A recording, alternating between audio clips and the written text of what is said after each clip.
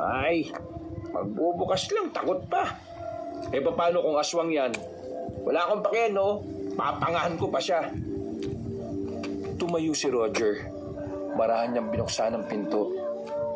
Nagulat ang tanod sa labas ng ambanyo ni Roger ng suntok. Ay, sorry boss. Sorry. Kala ko aswang eh. Tumayo ako at lumapit. Bakit to? Anong kailangan nyo? Pinapadaan kami ng kapitan dito. Pinapatanong kung ayos lang ba kayo dito. Kung wala raw bang aswang na nagpaparamdam. Wala pa naman. Huwag kayong maglala, may telepono kami. Tatawag kami sa barangay kapag may aswang na. Umalis na rin ang mga tanod. Okay talagang inuugali nilang kumustahin tayo rito Seryoso talaga si Kapitan, no?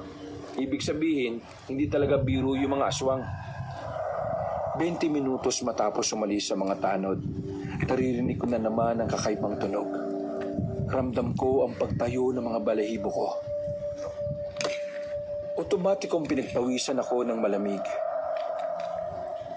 Hindi ko na magawang magtapang kagaya nung una. Para bang nagkaroon ng daga ang dibdib ko. Ako bahala! Tara, tingnan natin kung ano yun! Kanya-kanya kaming kuha ng pamalo. Dinampot ko yung baseball bat na nakasabit sa pinto. Habang si Roger naman ay dinampot ang tubo na bakal.